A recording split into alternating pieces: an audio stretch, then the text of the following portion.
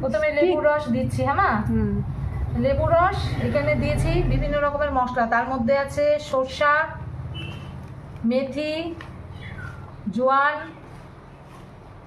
আর মৌরি দিয়ে একটু কাঠকোলা ভেজে নিয়ে হালকা বেটে নিলাম। ব্যাস, লঙ্কার সঙ্গে একটু লবণ দিয়ে মেখে নিলাম, লঙ্কার আচার হয়ে গেল। তেল দিব না কিন্তু এর মধ্যে, হ্যাঁ, একটু রোদে দিব, হয়ে যাবে। আর একটু লেবু রস দিয়ে দিই মা। হ্যাঁ হ্যাঁ, টক টক হলে ভালো লাগবে তো। হ্যাঁ, ভালো লাগবে, ওই জন্য দিলাম। আর তেল দিবি না? না না, এটা তেল ছাড়া।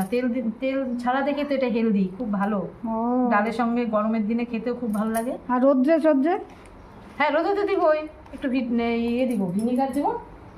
ভিনিগার দিলে আর একটু টক ভাবটা আসবে, আর আচারটা অনেক দিন খুব ভালো থাকে। খুব ভালো রে, ঝামেলা নাই আমি কোনো। বানিয়েছিলাম, তোমার ভালো লাগলো, এই জন্য তুমি বললে আবার বানিয়ে দিতে, তাই বানিয়ে দিলাম। খুব সুন্দর। আমি ভরে দিচ্ছি, ভরে রোদে দিয়ে দিব। একদিন রোদে দিলে হয়ে যাবে, বুঝছো? অন্য আচারে যেরকম অনেক দিতে হয় রোদ। না না না, লাগবে না। একটু মজে গেলে আস্তে আস্তে একদিন, দুদিন, 3 দিন বাদে তুমি খেতে পারবা। এই যে। ঠিক আছে, খুব সুন্দর হচ্ছে। হ্যাঁ।